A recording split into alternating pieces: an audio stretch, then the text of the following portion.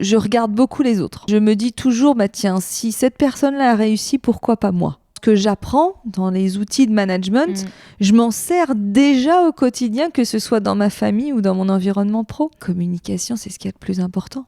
Une équipe, elle bosse pour son N+1. Elle bosse pas pour le DG de la boîte qui est loin. Les équipes attendent de nous du feedback. Je les ai tous reçus 1 heure et je leur ai dit, moi j'ai une attente. C'est que tu me donnes ton feedback. Pour bien le vivre, il faut l'avoir choisi. Après, c'est d'avoir bien expliqué aussi les enjeux auprès de ma famille. J'ai une devise, sois feignante et intelligente. En même temps. J'adore.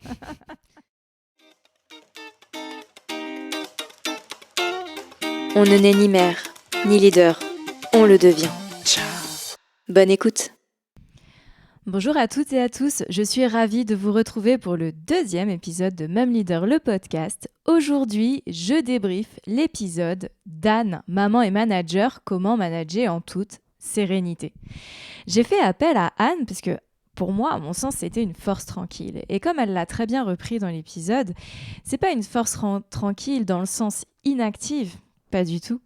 C'est plutôt dans le sens qu'elle fait les choses sans pression. Elle est au contraire très active, mais sans pression. Voilà. Que ça soit dans son management, dans la gestion de sa carrière ou dans la manière de trouver l'harmonie entre la vie privée et la vie professionnelle. Oui, je dis harmonie et pas équilibre, parce que pour moi, l'équilibre, c'est une utopie. Autant poser les choses tout de suite. À mon sens, on ne trouve pas d'équilibre entre la vie pro et perso. On n'est jamais 50-50 des deux côtés. Voilà, il y a des moments où on va être plus à être investi professionnellement parlant et accorder peut-être un peu moins de temps à sa famille. Et il y a des moments où on va être besoin d'être là pour sa famille, soit pour soi-même, soit justement pour être présent auprès de son mari, sa fille, par rapport à une problématique X ou Y. Mais en tous les cas, on n'est pas forcément à l'équilibre. Et du coup, s'il y a quelque chose sur lequel il ne faut pas stresser déjà, c'est cette recherche d'équilibre. Il est plus important d'aller chercher de l'harmonie, comment bien faire fonctionner les deux en même temps, plutôt que d'être sur ce jeu d'équilibriste où on est tout le temps instable et on se met une pression. En tout cas, ce n'est pas le cas de Anne. Et pourquoi Anne, elle y arrive ? Pour moi, il y a 3 axes. Anne, déjà, elle sait favoriser la bonne ambiance, que ce soit dans son équipe ou à la maison, elle favorise une bonne ambiance. Et c'est quoi la bonne ambiance ? C'est surtout savoir la poser et l'entretenir, ce climat de bonne ambiance. Et vous réécouterez l'épisode, mais j'ai beaucoup aimé ces petits tips quand elle dit, voilà, il y a des choses toutes simples en fait. Déjà, s'accorder des moments conviviaux, quoi qu'il se passe, et peu importe le contexte, même en moment de Covid, même si c'est en visio, on s'efforce de chercher des trucs et des astuces pour instaurer des moments conviviaux. Comme l'exemple qu'elle donne, voilà, j'envoie un mail avec un objet de réunion, et j'essaie de mettre une petite image humoristique, d'inclure une petite touche d'humour, de faire une blague en entrée de réunion, de favoriser des échanges formels et informels, de toujours fêter les victoires, même si c'est pas en face à face ou en collectif quand on peut pas le faire. Mais en tous les cas, on entretient ce climat de bonne ambiance. La deuxième chose, c'est de favoriser la communication. Et quand je dis favoriser la communication, c'est pas seulement communiquer. D'ailleurs, qu'est-ce que ça veut dire communiquer ? C'est juste parler ? Non. Là où elle favorise la communication, et elle le fait aussi bien sur le plan personnel que professionnel, et où d'ailleurs elle utilise souvent ses outils de manager dans les deux côtés, c'est que elle va pas aller seulement communiquer, elle va aller encourager cette communication, donc elle va aller la chercher. Comme elle le dit si bien, je fais des dons et des demandes de feedback. Voilà, les équipes sont en attente de feedback, mais au-delà de faire des dons, moi je fais des demandes. Dans ces paroles, on a pu entendre, je me suis posée 1 heure et je leur ai demandé qu'est-ce que toi tu peux dire de moi. Et j'aurais une attente, c'est que tu me fasses mon feedback. Très important. Et au-delà de l'encourager, elle l'accompagne. Elle l'accompagne par les outils qu'elle s'implique à elle-même. Elle a parlé de Colorcom, notamment, qu'elle utilisait aussi bien au travail qu'à la maison. Et c'est hyper important. en fait, d'encourager cette communication. Oui, d'aller demander à nos proches de faire un retour ou à nos collaborateurs de faire un retour et de focaliser cet échange aussi sur l'expérience et le ressenti. Voilà, par rapport à telle situation, toi, comment tu l'as vécu? Qu'est-ce que tu as pensé? Comment on aurait pu faire différemment? Et moi, dis-moi, comment j'aurais pu faire différemment par rapport à toi? Et ça, c'est hyper important. Donc, je ne vais pas revenir sur la méthode du feedback parce qu'on en a parlé pendant l'interview. C'est notamment la méthode macaron qui est quand même hyper importante. Si je dois refaire un focus là-dessus, c'est que le macaron, vous voyez, il y a une couche de croquant, un enrobage gourmand et riche de saveurs et de goût qui nous révèle plein de choses. Et on a une couche de croquant en dessous. En fait, l'art du feedback, quand on veut débriefer une situation avec quelqu'un, quand on veut revenir sur une situation, qu'elle soit conflictuelle, qu'elle soit positive, peu importe, c'est important de respecter ces différentes couches. La première couche de croquant va être l'instauration justement du climat pour être à l'écoute. Comment instaurer un climat favorable à l'écoute et à accepter la critique, que ce soit pour nous ou pour celle qu'on formule à l'autre, accepter cet enrobage riche de saveurs et d'enseignements, c'est d'aller mettre ce climat positif. Donc ça peut être en instaurant un cadre sympa qui dénote du reste, ne serait-ce que de se dire on se prend un instant tous les deux, on se boit un café, ou si c'est avec son conjoint qu'on a besoin de revenir sur une situation, tiens, on se fait un petit apéro ce soir, on instaure un climat convivial. Ça peut être aussi en faisant un compliment, en commençant par un compliment plutôt que sur des choses négatives entre guillemets, et on va pas utiliser le terme négatif dans l'enrobage, mais voilà, on va essayer d'aller dans ce sens-là. Et du coup, après, pour amener le sujet sur lequel on souhaite évoquer, partir toujours sur un ressenti. Voilà, je voulais revenir sur telle situation, toi, comment tu l'as vécu ? Ou si c'est effectivement d'échanger avec des collaborateurs par rapport à une perception client ou par rapport à la perception d'un autre collègue, à ton avis, un tel ou un tel, comment il a ressenti cette situation ? Et du coup, déjà, aller ouvrir l'esprit, ouvrir l'écoute, se mettre en position de faire un pas de côté et d'être dans une observation par rapport à un retour, à un feedback. Voilà, puis après, vous échangez sur le cœur, bien sûr, les choses qui vous tiennent à cœur, que vous souhaitez changer, les choses à améliorer. Et vous terminez par cette petite couche de croquant pour repartir sur quelque chose de positif. Ça, c'est hyper important.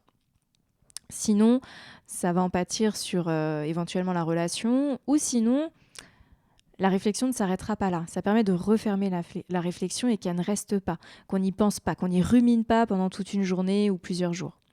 Et pour finir cette petite touche de croquant, en fait, c'est simplement faire le bilan positif de ce qu'il est ressorti de cet échange, de remercier pour l'écoute, de rester à disposition éventuellement pour échanger sur le sujet et surtout de demander des retours. Donc ça, c'est la méthode macaron pour, entre guillemets, un peu plus dans le détail, pour aller favoriser la communication. Et quand je dis accompagner sur la communication, et que je parle de méthode et d'outils, la méthode macaron, on a parlé de Colorcom, accompagner dans la communication, c'est aussi céder ses outils de com. C'est accompagner ses collaborateurs si effectivement on est sur une communication dans un monde professionnel, ou aller accompagner aussi ses proches à favoriser cette communication de manière à accompagner, à apprendre à comment faire. Et j'aime beaucoup notamment le parallèle qu'on a fait avec Colorcom et les enfants. Mais sans apprendre un système de communication aux enfants, il y a des choses très simples à faire, c'est déjà la gestion des émotions. Et pour apprendre à communiquer sur la gestion des émotions, il faut l'apprendre à la lire, cette émotion. Il faut apprendre à l'enfant à la lire. Voilà. Et en même temps, on se le réapprend soi-même. Et lire notamment sur le non-verbal. Les enfants sont sans filtre, ils sont très intuitifs et ils sont très observateurs. D'ailleurs, dans l'apprentissage, c'est beaucoup par l'observation et l'imitation qu'ils vont aller apprendre. On joue à être maman quand on est une petite fille, par exemple. On est dans l'imitation et on est dans l'observation de ce que font les adultes. Et il y a un tableau que j'aime beaucoup, que j'échange avec ma fille, que j'ai trouvé sur Internet, je vous le montre. C'est un petit tableau sur les émotions. On y voit le non-verbal de la colère, de l'ennui, de la peur, de la fatigue, de la joie et de la tristesse. Et en mettant ça très tôt en place, on en devient peut-être un jeu. Quand je vois qu'est-ce que ça ne va pas, on amène la petite fiche et Nina, dans quel état tu es là en ce moment? Je vois qu'il y a quelque chose qui ne va pas, explique à maman. Et je favorise et j'accompagne dans la communication. J'accompagne par l'image et j'accompagne à ce qu'elle s'exprime. Voilà. Et si à un moment donné, moi je sens que je perds patience ou que je m'énerve et que plutôt de m'énerver, plutôt d'aller crier sur elle par exemple, je respire 3 coups et je lui explique. Et si je vois que c'est pas clair, je lui montre en image. Voilà. Et utiliser des outils comme ça, même en management, quand on revenait sur Colorcom, en fait, c'est d'imager comment on est avec nos collaborateurs. Voilà. Si on leur explique effectivement les profils de couleurs de manière très simple, c'est aussi leur expliquer, tu te souviens, là, j'ai peut-être été un peu brute de décoffrage avec toi quand on veut revenir sur une situation où nous, on s'est estimé un petit peu pas cool, entre guillemets. Écoute, ok, tu comprends, je suis un profil rouge. Un profil rouge, c'est quelqu'un de très dynamique, très directif, très leader, mais qui va aller vraiment droit au but, des fois sans y mettre les formes. Et entre guillemets, on image la chose. Et écoute, je reviens sur la dernière fois. Voilà, je m'excuse. Bon, tu sais, je suis un profil rouge. Et voilà, par contre, je voulais revenir avec toi parce que c'est important que tu n'en sois pas vexé, etc., etc. Ça, c'est aussi accompagné dans la communication et dans l'image de la compréhension de l'autre. Et du coup, de se le dire soi-même. Et quand je reviens à dire oui, voilà, je peux être fatiguée, il y a des moments où je vais pas bien, et effectivement, on instaure cette communication. Si nous, on va le faire, que ce soit avec nos enfants ou que ce soit avec nos collaborateurs, eux aussi vont avoir tendance à le faire avec nous. Et du coup, on encourage à cette communication. Et du coup, il faut être en toute transparence par rapport à ça. Dans les 3 tips que donne à la fin de l'épisode Anne, sur vraiment les 3 trucs à retenir pour être un leadership à la force tranquille, elle dit qu'il faut être authentique, il faut rester soi-même. Et ça passe par déjà la communication de ses propres émotions ou des moments où on va bien et moins bien et de le dire simplement. Voilà. Il faut être soi-même, du coup, c'est aussi ne pas endosser ce rôle qu'on a parfois envie d'avoir de super manager, de super leader, de super professionnel et de vouloir en fait être parfait en tout point. Non, on peut reconnaître ses erreurs, on peut reconnaître ses états de fatigue, on peut les communiquer. En fait, on montre tout simplement qu'on est humain et c'est une manière d'embarquer avec nous, c'est une manière de favoriser cette communication. Et du coup, cette ambiance et ce climat serein aussi avec les équipes, cette ambiance et ce climat serein qu'on aura à la maison. Donc ça, c'est vraiment la deuxième force, à mon sens, d'Anne, c'est de favoriser cette communication, mais je le répète, pas seulement dans communiquer, mais encourager à communiquer et accompagner sur la communication. Et ça, c'est très important. Une autre force sur lequel on a pas mal échangé, c'est sa gestion du temps. Mais pour Anne, j'ai envie de dire l'optimisation du temps. Voilà, si on reprend cette verbatim, moi qui m'a éclatée, et j'en suis tout à fait d'accord avec elle, être feignante et intelligente pour optimiser son temps. Mais oui, carrément. Et qu'est-ce qu'on entend par là, être feignante et intelligente finalement? C'est de se dire, pour être efficace au quotidien, pour être rapide au quotidien, j'ai pas besoin de révolutionner, quoi. Donc être feignante et intelligente, premièrement, c'est ne pas innover quand c'est pas utile d'innover. C'est-à-dire, j'ai des outils à disposition, ils sont efficaces. Je vais pas aller chercher tout le temps à les optimiser, à les améliorer. Je vais les utiliser parce qu'ils sont efficaces. Je vais donner quelques exemples hors cadre du management. Je vais m'adresser peut-être aux entrepreneurs qui font beaucoup de communication sur les réseaux sociaux. Et être feignant et intelligent, c'est quand on a fait un contenu efficace, c'est le savoir réutiliser. Le savoir réutiliser, déjà, parce qu'au moment où on l'a communiqué, il n'y a peut-être pas tout notre auditoire qui en a pris connaissance. Donc en fait, il ne faut pas avoir peur de se dire on va se répéter. Non. Déjà, pas tout le monde en a forcément pris connaissance. Deuxième chose, dans la répétition, il n'y a rien de grave. Parce qu'en fait, quand c'est un outil efficace ou quand c'est quelque chose d'important que vous voulez communiquer, répéter, ça permet de s'en souvenir. Si vous réutilisez une com que vous avez fait il y a peut-être 6 mois, les gens, ça a été vu, on a trouvé ça sympa, mais après c'est oublié. Donc le fait de recommuniquer, c'est se dire « Ah ouais, c'est vrai, tiens, cette personne, elle avait parlé de ça, c'est intéressant, comment moi je peux l'utiliser en quotidien ?» Et du coup, ça fait une piqûre de rappel et c'est intéressant pour vous comme pour la personne qui va revoir cette communication. Donc déjà, voilà, c'est pas innover quand c'est pas utile. Pas faire des choses nouvelles quand c'est pas utile. Voilà. Utiliser des choses qui fonctionnent bien aussi en termes de méthode. Ça sert à rien d'aller réinventer, par exemple, la culture du feedback quand on sait que voilà, il y a une méthode, elle s'appelle le macaron, elle est super efficace. Voilà, maintenant, c'est plutôt réfléchir à comment je vais me l'approprier, mais voilà, je vais pas aller réinventer des choses. Et il y a un deuxième axe, on en a même un peu plus parlé après l'épisode, et du coup je vous le livre là, mais c'est ne pas aller faire de la surqualité. Dans être feignante et intelligente, dans les tâches, dans les choses qu'on peut effectuer, ne pas aller faire de la surqualité. Voilà. J'avais tendance un petit peu à ça, notamment quand j'ai commencé en formation, à vouloir faire des super PowerPoint voilà, qui marquent, qui avaient les bonnes transitions, les bonnes couleurs, les bons titres, qui respectaient la charte graphique à la lettre, vérifier 3 fois mon orthographe. Et en plus, c'est pas mon point fort, mais vérifier 3 fois mon orthographe, essayer de faire en sorte de mettre le plus de détails possible, voilà, pour que ça soit perçu. Et en fait, ça sert à rien, quoi. Ça sert à rien la forme et trop jouer sur la qualité de la forme. Ce qui est important, c'est le fond.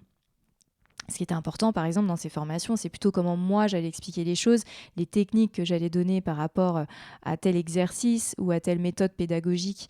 Quand effectivement je fais une formation à des managers, à des façons de débriefer, plutôt que ce qui a marqué sur mon joli PowerPoint, quoi. À la limite, voilà. Et ça peut être de la surqualité. La surqualité aussi, ça va être, par exemple, par rapport à un dossier qu'on veut négocier avec sa hiérarchie ou un dossier de projet, aller mettre trop d'éléments pour argumenter son dossier. À la limite, c'est même contre-productif parce que vouloir aller vraiment dans le détail et vouloir en mettre beaucoup pour se justifier, finalement, c'est pas efficace. On va pas à l'essentiel, on noie notre auditoire et derrière, ça a servi à rien. Donc stop à la surqualité qui peut au final être vraiment contre-productif, qui va en plus nous mettre parfois en situation instable. Stop au soi parfait, voilà, soyons parfaitement imparfaits mais efficaces.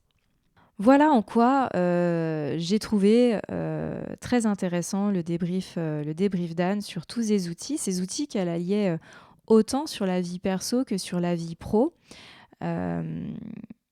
Et le dernier sur lequel je voulais échanger avec vous, c'était notamment aussi en lien avec tout le reste, que ce soit sa gestion de carrière, la communication, sa gestion du temps, quand elle cherche une harmonie entre vie privée et vie pro, c'était de donner toujours du sens. Et pour donner du sens, là encore, c'est pas seulement communiquer.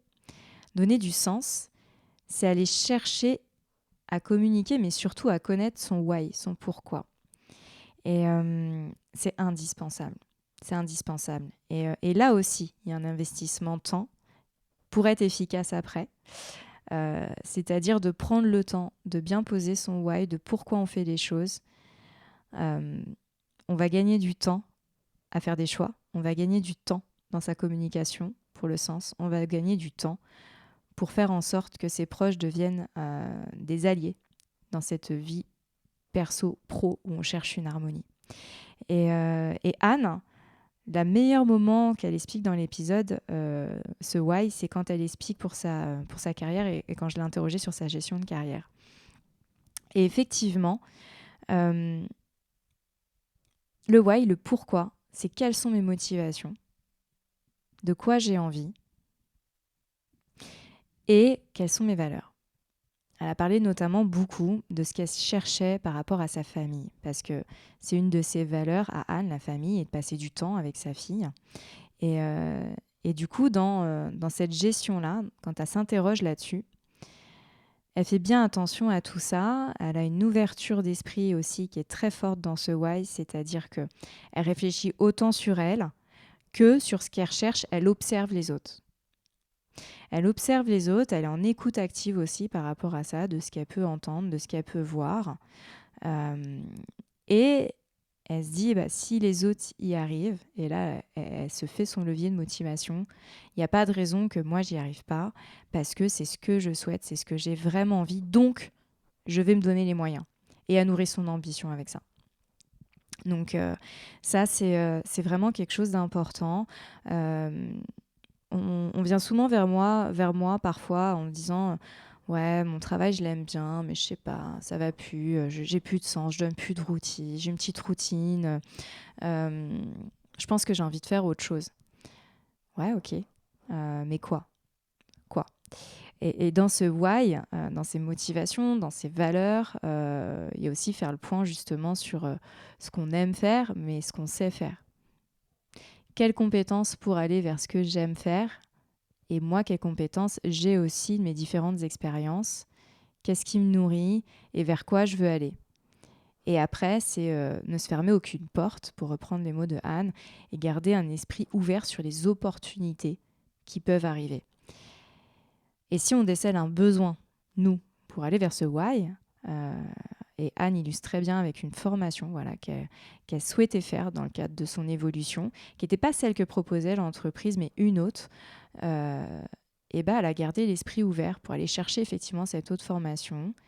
Après, elle s'est posée sur en quoi cette formation lui correspondait plus. Bon, de toute façon, ça, elle le savait, puisque c'est comme ça qu'elle a été cherchée, mais elle s'est surtout posée, et ça, c'était intéressant, en quoi ça pouvait être utile à mon interlocuteur. Là, c'était l'entreprise.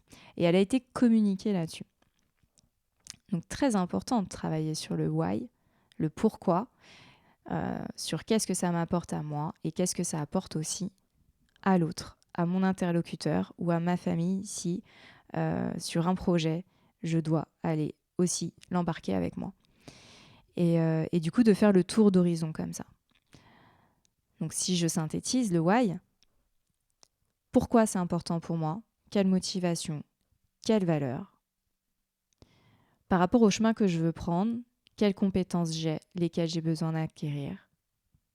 Et dernière chose, comment je le communique en expliquant ce why pour moi et en expliquant quel intérêt, quel avantage va aller avoir l'autre personne dans ça.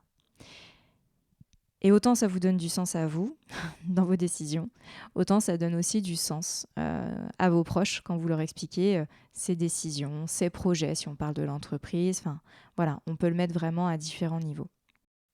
Et on abordait aussi, pour finir avec Anne, et je voulais clarifier là-dessus, qu'aujourd'hui, il fallait, en tant que manager, aussi une posture de leader et qu'il fallait tantôt l'un, tantôt l'autre dans son activité. Je ne suis pas sûre que cette notion manager, leader, ce soit quelque chose de clair. Si j'ai envie de le poser simplement, oui, il faut être les deux. Et pourquoi? Je vais tout simplement vous expliquer le rôle d'un manager. C'est souvent de gérer la complexité. Il va être dans quelque chose qu'on organise, qu'on contrôle, il va être dans la gestion de problèmes, trouver des solutions. Voilà. Le leader, lui, il va être un regard un peu plus large. Il va plutôt se dire, comment je vais gérer le changement par rapport à une problématique. L'un va gérer la complexité, le manager, et va essayer de trouver des solutions. Il va être dans l'organisation, le contrôle, la gestion des problèmes. Et le leader, du coup, va être plutôt dans la gestion du changement, dans quelque chose qui va être motivé. Il va essayer d'embarquer pour créer un sentiment d'appartenance. Donc, si je résume, finalement, le manager va être dans comment faire les choses. Voilà. Et le leader va être dans quelle signification ont les choses et comment j'inspire, comment je rassemble autour de cette vision. Et oui, aujourd'hui, dans la plupart des postes de manager, on ne peut plus être seulement manager, on doit développer cette culture du leader et on l'est chacun à son niveau. Et d'ailleurs, même pour des personnes qui ne sont pas du tout managers, vous l'êtes au sein souvent de votre famille, dans votre rôle de parent. Puisque vous êtes à la fois manager et à la fois leader en fait. Quand vous avez un rôle de manager en étant parent, c'est quand vous êtes sur comment on fait les choses, comment on gère une complexité, comment on gère une problématique familiale, mais vous êtes aussi leader quand vous voulez dégager des valeurs au sein de votre éducation, que vous expliquez, que vous preniez le temps de donner du sens aux choses et quand vous rassemblez autour de cette vision, cette vision familiale, votre famille, dans votre éducation, dans les moments de partage que vous pouvez avoir et dans le sens que vous donnez parfois tout simplement à la vie. Donc oui, il faut être les deux. Par contre, finalement, on a tous une touche de leader quelque part, peu importe son niveau. Et on peut toujours le travailler, l'améliorer grâce à des méthodes, grâce à des outils, grâce à de l'expérimentation, surtout de l'expérimentation. On en parlait aussi dans l'épisode du podcast, mais l'expérimentation, voilà, d'où je viens, qu'est-ce que j'ai fait, c'est quelque chose de clé. Donc voilà, merci à Anne pour tous ces partages, merci à elle d'avoir mis en avant cette manière de manager en toute sérénité, mais aussi bien dans sa vie professionnelle que dans sa vie de famille, en favorisant une bonne communication, mais au-delà de la favoriser, je me répète, comment je l'encourage, comment je l'accompagne, en instaurant ce climat et en l'entretenant, ce climat de bonne ambiance à la maison comme au boulot, et aussi en n'étant pas dans une idée de gestion du temps, mais d'optimisation du temps, en étant feignante et intelligente, pour reprendre ces termes. Et comment arriver à tout ça ? Tout simplement, déjà se dire, et elle le reprend à la fin, c'est ces 3 astuces, se dire qu'il y a une solution à tout. Voilà. C'est pas, il y a un problème et j'abandonne, je fais demi-tour, non. Comment je fais pour affronter ce problème ? Quelles sont les autres pistes ? Quels sont les autres chemins qui s'offrent à moi ? Savoir s'entourer. Et là, on revoit la petite posture de leader, notamment dans la manière de gérer la communication et du coup d'allier à moi, mais en restant soi, en fait. Et c'est son dernier tips, en restant soi et en communiquant avec authenticité, en communiquant sur ses émotions, sur ce qu'on ressent, sur son why. Et derrière, ça permet d'embarquer. Voilà. Donc, j'ai hâte de voir la suite des épisodes. Quel sera le prochain ? Comment on va le débriefer ? Je vous en dis pas plus. Je vous donne rendez-vous dans 15 jours pour une nouvelle interview. À bientôt. Si vous voulez soutenir le podcast, n'hésitez pas à me faire des retours. Dites-moi ce que vous avez apprécié, ce que vous souhaiteriez entendre pour les prochaines fois. D'ailleurs, vous pouvez retrouver Mum Leader le podcast sur Instagram et Facebook. Je vous dis à très bientôt.